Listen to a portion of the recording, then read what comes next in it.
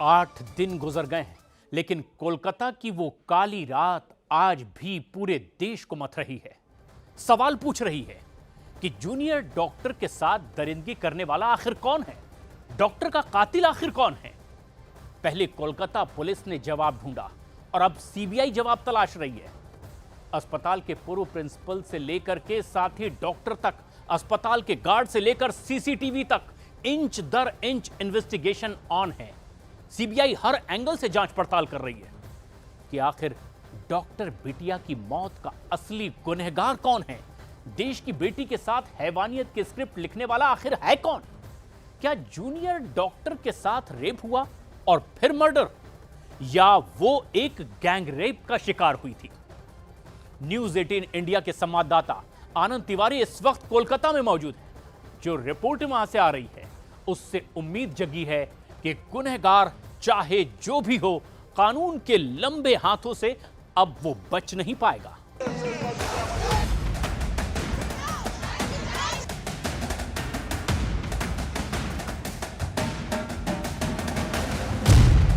क्या हुआ था 8-9 अगस्त की रात? आरजी कर अस्पताल में हुई दरिंदगी का क्या है पूरा सच? अस्पताल प्रशासन ने क्या छुपाया, क्या बताया? ट्रेनी डॉक्टर के साथ रेप हुआ या गैंग रेप? 8 दिनों बाद डॉक्टर रेप केस में अब तक मिले कौन कौन से सबूत? सीबीआई को जब से इस मामले की जांच का जिम्मा मिला है, जब से सीबीआई के 25 अधिकारियों की टीम इस मामले के हर एक पहलू की तफ्तीश कर रही है। सीबीआई इस मामले का हर वो सिरा जोड़ने की कोशिश कर रही है जो अधूरा रह गया है। इतना ही नहीं, इस मामले से जुड़े करीबन 15 से ज्यादा किरदारों से सीबीआई अब तक पूछताछ कर चुकी है और इस पूरे मामले में सीबीआई अभी कई और लोगों के बयान दर्ज करेगी। पूर्व प्रिंसिपल से दूसरी बार की पूछताछ आज सीबीआई हेडक्वार्टर में लगातार चल रही है। इकलौती बेटी थी, मुफलिसी की चादर में मोती सा संजोए माँ बाप की आंखों का तारा। कौड़ी कौड़ी जोड़कर बेटी के अरमानों को संजोने के लिए माँ बाप ने जिंदगानी लगा दी। सपने सच भी हुए, बेटी डॉक्टर बन गई। चेस्ट मेडिसिन विभाग में एमडी सेकंड ईयर की स्टूडेंट थी, लेकिन डॉक्टर बिटिया परवान भर्ती उसके पहले ही एक भयावह काली रात ने सब कुछ तबाह कर दिया। हैवानियत भी हुई तो वहां जिसे अस्पताल कहते हैं। कोलकाता के ट्रेनी डॉक्टर केस की क्रोनोलॉजी देखिए, फिर बताएंगे कि अब तक केस का क्या है अपडेट। 8-9 अगस्त की रात ट्रेनी डॉक्टर की नाइट ड्यूटी थी। रात के तब 10 बजे थे। बाकियों की तरह स्टाफ के साथ खाना खाया और जहां अस्पताल में सबका रेस्ट का ठिकाना था, सेमिनार हॉल, वहां पहुंच गए सुस्ताने। जिसके बाद फिर शुरू होती है सुबह तक की ड्यूटी। सुबह 8:30 बजे सेमिनार हॉल का दरवाजा स्टाफ खोलता है और पता चलता है कि ट्रेनी डॉक्टर जख्मों के कई निशानों के साथ बेहोश पड़ी है। सेमिनार हॉल एयर कंडीशनिंग वाला हॉल है जिसमें लकड़ी का एक पोडियम है। जूनियर डॉक्टर की बेहोशी इसी पोडियम पर पड़े गद्दे पर मिली। जूनियर डॉक्टर बेहोश इसी पोडियम पर पड़े गद्दे पर मिली, जिसके पास मिलता है एक टूटा हुआ चश्मा, surgical mask, laptop, notebook, mobile, पानी की बोतल और एक ब्लूटूथ ईयरफोन मिलता है। इसी फोन के मिलान के आधार पर आरोपी संजय रॉय को पुलिस गिरफ्तार कर लेती है। घटना के तुरंत बाद हॉल को सील कर दिया जाता है। अस्पताल में हंगामा पसर जाता है। जूनियर डॉक्टर का इलाज शुरू होता है, लेकिन वो दम तोड़ देती है। अस्पताल प्रशासन माता पिता को बुलाता है और कह देता है कि उसने खुदकुशी कर ली है। लेकिन झूठ के अगर 1000 पैर होते तो सच किसी पर्दे में छुपाया नहीं जा सकता। कोलकाता पुलिस एक्टिव होती है और लड़की की लाश का पोस्टमार्टम होता है। घटना के विरोध में प्रदर्शन कर रहे लोगों ने शक जताया कि सबूतों के साथ छेड़छाड़ की जा रही है। पोस्टमार्टम रिपोर्ट में क्या मिला, अब जरा इसे समझिए। जेनेटाइल टॉर्चर के कारण प्राइवेट पार्ट्स पर गहरे घाव, चिल्लाने से रोकने के लिए गला और मुंह दबाया गया, पेट, होठ, उंगलियां, बाएं पैर पर चोट के निशान। हमला इतना जोर से हुआ था कि चश्मे की कांच टूटकर आंखों में धंस गए। दोनों आंखों, मुंह और प्राइवेट पार्ट से खून बह रहा था। चेहरे पर आरोपी के नाखूनों से बने खरोच के निशान मिले। पुलिस ने ट्रेनी डॉक्टर के परिवार को 12 अगस्त को पोस्टमार्टम रिपोर्ट सौंपी, जिसमें बताया गया कि 8-9 अगस्त की रात रेप और मारपीट के बाद ट्रेनी डॉक्टर की गला और मुंह दबाकर हत्या हुई थी। घटना 3 से 5 बजे के बीच होने का अनुमान है।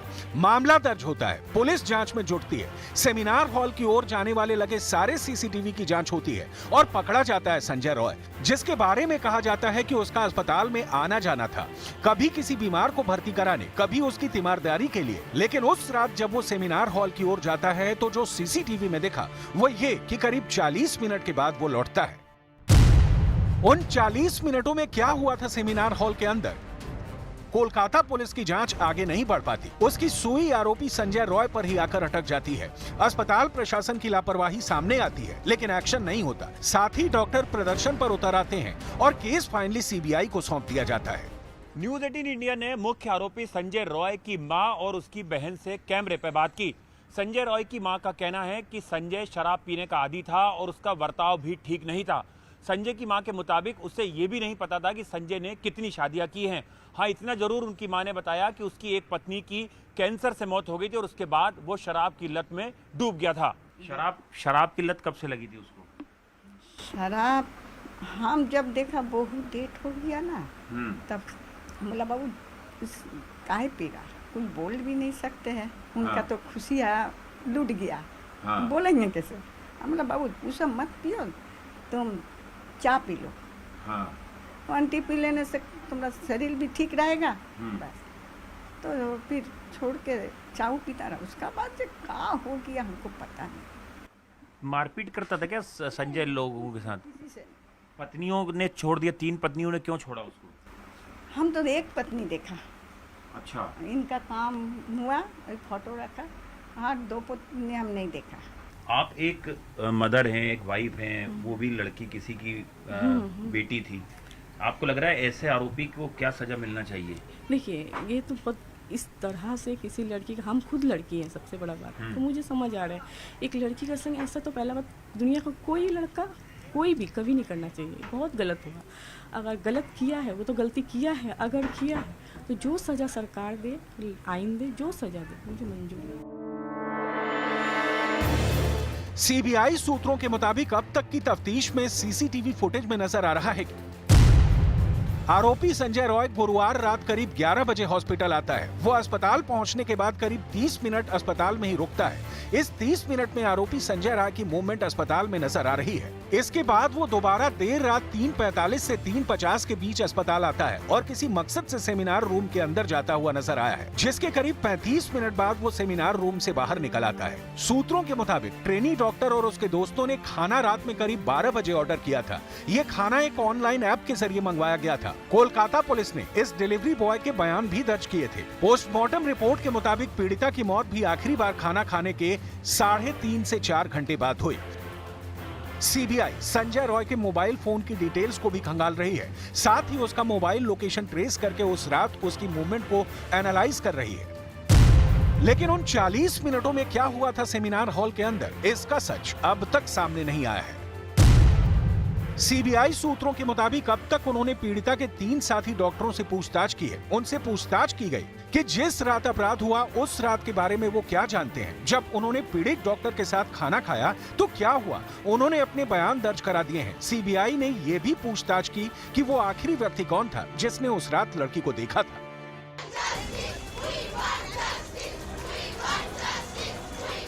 सीबीआई ने आरजीकर अस्पताल के सिक्योरिटी सुपरवाइजर समेत 10 लोगों को तलब किया है जो अपराध के दिन ड्यूटी पर थे।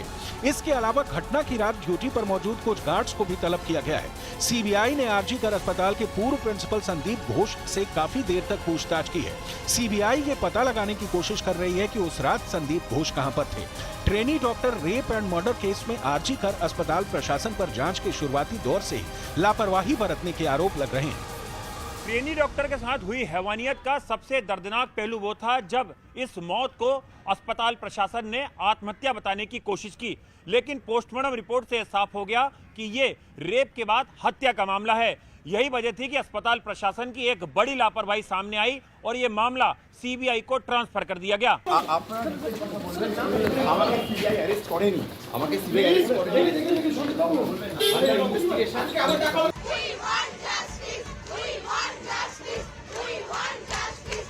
दावा किया जा रहा है कि अगर डॉक्टर्स ने प्रदर्शन ना शुरू किया होता तो आरजी कर मेडिकल कॉलेज के प्रिंसिपल रहे संदीप घोष, मेडिकल कॉलेज प्रशासन और कोलकाता पुलिस मामले को दबाने में जुटी थी। डॉक्टर सुवर्ण गोस्वामी, जो all India federation of government doctors association की एडिशनल जनरल सेक्रेटरी हैं, दावा है कि उन्होंने पूरी पोस्टमार्टम रिपोर्ट देखी और पढ़ी है। डॉक्टर सुवर्ण गोस्वामी का दावा है कि महिला डॉक्टर के प्राइवेट पार्ट से 150 ग्राम सीमन मिला है। दावा है कि 150 ग्राम सीमन एक शख्स का नहीं हो सकता।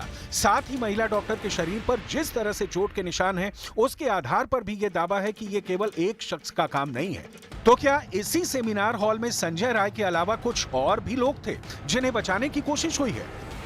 This much of amount of semen, it may not come from only one single man. So, you cannot rule out involvement of multiple men, more than one man. You cannot rule out. There is every possibility of involvement of multiple men. 8 और 9 अगस्त की रात आखिर seminar hall के अंदर क्या हुआ था, ये सच क्या वाकई बाहर आ पाएगा? क्योंकि सेमिनार हॉल के अंदर सीसीटीवी कैमरे नहीं लगे हुए थे। यही वजह है कि सीबीआई इस घटना का पूरा सच पता लगाने की कोशिश कर रही है। इतना ही नहीं, सीबीआई ट्रेनी डॉक्टर के करीबी दोस्तों और जूनियर और सीनियर डॉक्टर के बयान भी दर्ज कर रही है, ताकि इस घटना से जुड़ा हर एक पहलू सीबीआई पता लगा पाए और सच तक पहुंच पाए। जिस निर्दयता से डॉक्टर बेटी को मारा गया, कहा जा रहा है कि आरोपी केवल एक नहीं बल्कि कुछ और लोग भी हो सकते हैं। लेकिन सच क्या है? सीबीआई सूत्रों के मुताबिक उन्हें अब तक गैंगरेप के कोई सबूत नहीं मिले हैं। इस बीच जिनसे पूछताछ की जाने वाली है, उनकी लिस्ट बढ़ती जा रही है। सीबीआई ने आरजी कर हॉस्पिटल के करीब 30 से 35 इंटर्न, ट्रेनी डॉक्टर्स और अन्य लोगों की लिस्ट तैयार की है, जिनसे सीबीआई जल्द पूछताछ कर सकती है। सीबीआई ने वारदात की जगह पर आरोपी के साथ सीन रिक्रिएट भी किया है। मसलन आरोपी के कोलकाता पुलिस और सीबीआई को दिए बयानों की तस्दीक की है। सूत्रों के मुताबिक पीड़िता के परिवार वालों ने इस वारदात में कुछ और लोगों के शामिल होने का शक जताया है। सीबीआई की टीम इस बात की भी जांच कर रही है कि कहीं अस्पताल में किसी तरह की कोई गैर कानूनी गतिविधि तो नहीं चल रही थी, जिसका कनेक्शन इस वारदात से हो। कोलकाता जूनियर डॉक्टर के साथ हुई हैवानियत की घटना से जुड़े सवाल अब भी हवा में तैर रहे हैं। केस की कुछ और डिटेल देखने से पहले देखिए कि अब तक इस केस में क्या हुआ। 8 से 9 अगस्त आरजी कर मेडिकल कॉलेज में रात में डॉक्टर के साथ दरिंदगी। 9 अगस्त अस्पताल के सेमिनार हॉल में डॉक्टर बेहोशी की हालत में मिली। 10 अगस्त आरोपी की गिरफ्तारी, पीड़िता के परिवार को पोस्टमार्टम रिपोर्ट सौंपी गई। 11 अगस्त अस्पताल के विभागों में फेरबदल। 13 अगस्त कलकत्ता हाईकोर्ट ने सीबीआई जांच का आदेश दिया। 14 अगस्त आरजी कर अस्पताल में रात में तोड़फोड़ की गई। क्या ट्रेनी डॉक्टर के साथ रेप हुआ या फिर गैंगरेप? इस पूरे मामले में वारदात में कितने लोग शामिल हैं? क्या अस्पताल प्रशासन कुछ लोगों को बचाने की कोशिश कर रहा है? आखिर अस्पताल प्रशासन ने शुरुआत में इसे आत्महत्या का मामला क्यों बताया? क्या अस्पताल के अंदर कुछ ऐसी गतिविधियां चल रही थी जिसका अस्पताल प्रशासन सच बाहर आ जाए इस बात से डर रहा था? ये कई ऐसे सवाल हैं जिनका जवाब सीबीआई लगातार खंगालने में जुटी हुई है। साजिश और सियासत के मेल ने जूनियर डॉक्टर के साथ हुई दरिंदगी केस को और उलझा दिया है। घटना के बाद कहा गया कि सबूतों के साथ छेड़छाड़ हुई।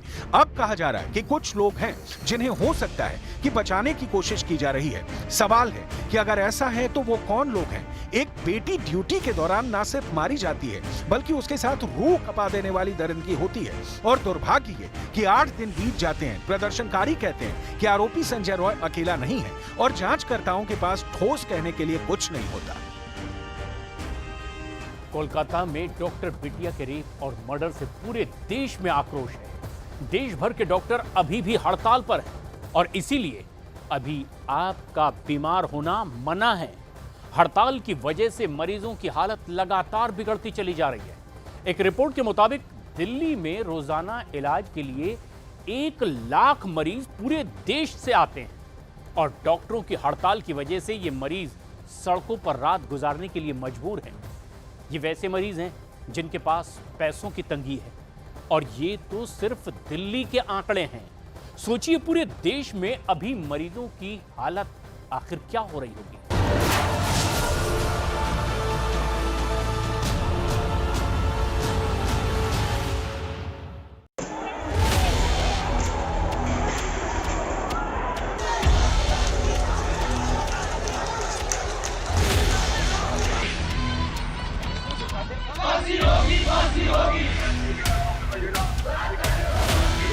फांसी से कम हम कोई सजा नहीं करते हैं, उससे कम इतने बड़े इतने गंदे क्राइम के लिए उससे कम कोई सजा नहीं।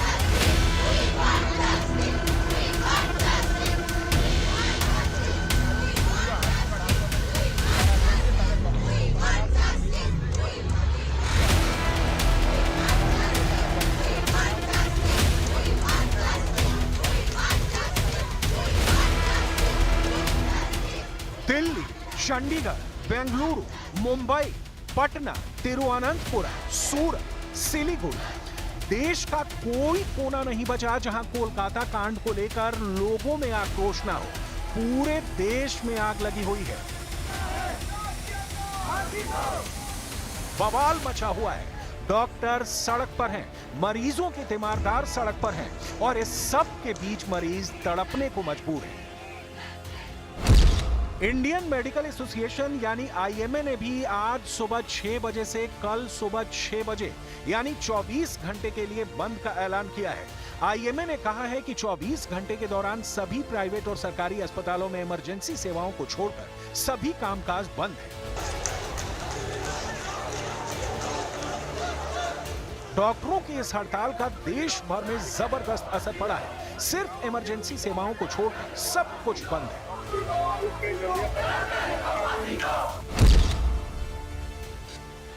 देश की राजधानी दिल्ली में 5 दिन में 1 लाख से ज्यादा मरीज इलाज के लिए भटक रहे हैं, लेकिन कोई भी उनकी सुध लेने वाला नहीं है। दिल्ली में सरकारी अस्पतालों के डॉक्टरों की हड़ताल को 5 दिन हो गए हैं। हड़ताल के चलते दिल्ली में रोजाना करीब 1 लाख से अधिक मरीजों को उपचार के बिना ही अस्पतालों से लौटना पड़ रहा है। इतना ही नहीं, डॉक्टरों की काम रोको हड़ताल के चलते रोजाना लगभग 250 से 300 सर्जरी भी नहीं हो पा रही हैं। जोधपुर, राजस्थान में कोलकाता कांड को लेकर जोधपुर में सबसे ज्यादा बवाल मचा हुआ है। जोधपुर में 200 ऑपरेशन टाल दिए गए हैं। जोधपुर के MDM hospital, AIIMS, Mahatma Gandhi hospital और उम्मेद हॉस्पिटल में प्लान किए गए करीब 200 ऑपरेशंस को टाल दिया गया है। हॉस्पिटल में भर्ती और इमरजेंसी में आने वाले मरीजों की जिम्मेदारी सीनियर डॉक्टर्स पर आ गई है। भोपाल में एम्स के साथ ही मध्य प्रदेश के सभी सरकारी अस्पतालों में सैकड़ों रेजिडेंट डॉक्टरों ने काम करना बंद कर दिया है। इससे राज्य भर में मेडिकल सेवाओं पर असर देखने को मिला। कई अस्पतालों में मरीजों को बिना इलाज के लौटना पड़ा। ऑपरेशन तो छोड़ी, ओपीडी भी बंद है। सिर्फ इमरजेंसी और आईसीयू चालू रखा गया है।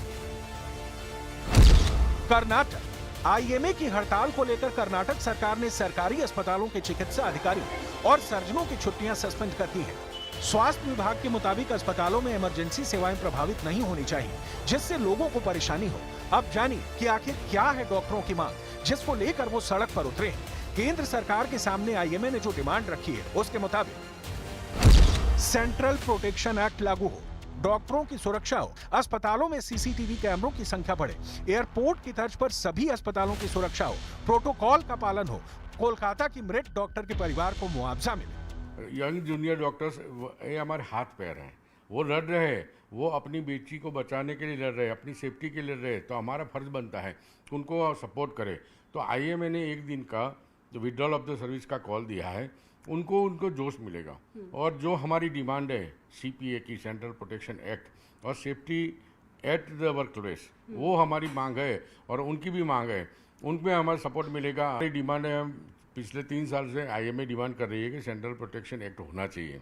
कहीं अटका है वो तो हमें मालूम नहीं, लेकिन 25 स्टेट में, 25 स्टेट में ये कानून है, protection of the doctors, medical professional and hospital establishment, but central act नहीं है। तो हमारी विनती ये है कि सेंट्रल एक्ट आएगा तो बल मिलेगा, डॉक्टर सेफ्टी से उनका काम कर सके।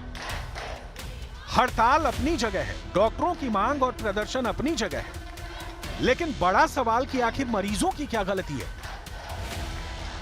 दिल्ली में देश भर से मरीज इलाज के लिए आते हैं और इलाज ना होने की वजह से वो वापस जाने को मजबूर हैं। दिल्ली के राम मनोहर लोहिया अस्पताल में आए मरीजों की कहानी सुनी। डॉक्टर ने वहाँ से हमें भेज दिया, बोला कि अभी कोई हमें न्याय नहीं मिलेगा तब तक हम नहीं बैठेंगे। 25वां नंबर था, सबको भगा दिया। 2-4 देख के कह रहे हड़ताल होके जाइए और अब आप न्यूज देख के आइएगा। बोल रहे हैं कि आज हड़ताल है, आज हम लोग नहीं देखेंगे, हटाओ ले जाओ। दवाई आज खत्म हो गया है और उल्टी हो रहा है। इन तस्वीरों को देखिए, ये बिहार की राजधानी पटना के 2 अस्पतालों से आई हैं। सबसे पहले देखिए पटना एम्स में मरीजों की बेबसी। पटना एम्स में पिछले कई दिनों से ओपीडी सेवाएं बाधित हैं। ऐसे में मरीज भगवान भरोसे हैं। अपना इलाज कराने पूरे बिहार से मरीज एम्स पहुंचते हैं। ऐसे में उनका कहना है कि कुछ समझ में नहीं आ रहा, यहाँ पे अंदर घुसने नहीं दिया जा रहा, पूछने पर बताया भी नहीं जा रहा कि कब इलाज होगा, समझ में नहीं आ रहा, जाएं तो कहाँ जाएं। कलखिन 14 तारीख से लगल है ना, अब कहिया खुलते उहो कोई पता नहीं छै। जो बंद करवाइने छथिन जे नहीं घुसैयल नहीं दै छथिन। लड़का को ये गला में बहुत दिक्कत है, इमरजेंसी पूरा है, कुछ नहीं बताता है, साफ नहीं, साफे बंद है। वहाँ पर उधर जाने भी नहीं देता है कि उधर जाएगा। अब पटना के ही बड़े सरकारी अस्पताल पीएमसीएच से आई इस तस्वीर को देखिए, जहां इलाज के लिए पर्ची तो कट रही है लेकिन इलाज नहीं हो पा रहा है। ये रवि कुमार है। पहले रवि का दाहिना पैर टूटा, प्लास्टर के बाद ठीक हो गया, लेकिन फिर उसी जगह पर दोबारा टूट गया। इलाज में खर्च ज्यादा लग रहा है, इसलिए परिवार के लोग सीतामढ़ी से पटना पीएमसीएच में इलाज के लिए लेकर पहुंचे, लेकिन यहाँ हड़ताल है। हम लोग इंतजार करते हैं, अब इतना दूर से आए हैं, इतना भारी मरीजी के लेके, तो कैसे रिटर्न चल जाए सर। तो इंतजार करते यहाँ पर रह के क्या करें। तो गरीब आदमी हम, मजदूर आदमी, हमको पैसा 2 लाख रुपया मांगा था कि हम 2 लाख रुपया लेंगे इसको तब इलाज करेंगे। हमको पैसा नहीं है सर, तो इसमें लाए सरकारी में। अब बिहार के आरा से आई इस तस्वीर को देखिए। डॉक्टरों की देशव्यापी हड़ताल के मद्देनजर आरा के सदर अस्पताल में भी हड़ताल है। शनिवार सुबह से ही आरा सदर अस्पताल में ओपीडी सेवाएं बंद हैं। मरीज और उनके परिजन रजिस्ट्रेशन के लिए लाइन में तो लगे हैं, लेकिन विंडो नहीं खुला है। ओपीडी सेवाओं के साथ साथ कई अस्पतालों में इमरजेंसी सेवाएं भी बंद कर दी गई हैं। आरा सदर अस्पताल में भी ओपीडी के सभी विभाग बंद हैं। यहाँ रजिस्ट्रेशन भी नहीं हो रहा है। अस्पताल के बाहर मरीजों को काफी परेशानी का सामना करना पड़ रहा है। आरा में डॉक्टरों की सामूहिक हड़ताल का कहर मरीजों पर टूटा है, जिसमें मरीज को इलाज के अभाव में जान तक गंवानी पड़ी है। डॉक्टरों की हड़ताल के कारण आरा सदर अस्पताल सहित कई जगहों पर दिन भर मरीज भटकते रहे। सदर अस्पताल के ओपीडी में ताला लटके होने के कारण दूर दराज से आए मरीजों को बिना इलाज कराए ही लौटना पड़ा। अब सबकी उम्मीद सरकार से है कि वो डॉक्टरों की हड़ताल जल्द से जल्द खत्म करवाएं, ताकि मरीजों का इलाज हो सके।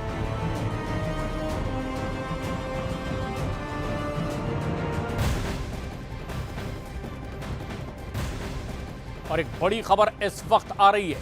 इंडियन मेडिकल एसोसिएशन ने प्रधानमंत्री को चिट्ठी लिखी है। डॉक्टरों की सुरक्षा के मुद्दे पर एक बेहद अहम चिट्ठी प्रधानमंत्री को लिखी गई है आईएमए की ओर से, और सुरक्षा की मांग की गई है। इस चिट्ठी में 5 मांगे रखी गई है प्रधानमंत्री के सामने चिट्ठी लिख करके। अस्पतालों में एयरपोर्ट जैसी सुरक्षा पुख्ता हो, इस बात की मांग की गई है। अस्पतालों को सेफ जोन घोषित करना चाहिए, इस तरह की बात भी पत्र में लिखी गई है। अस्पतालों में सीसीटीवी लगे होने चाहिए, और ये मांग इस पत्र में की गई है प्रधानमंत्री से। सभी अस्पतालों में सुरक्षा के लिए गार्ड तैनात किए जाएं।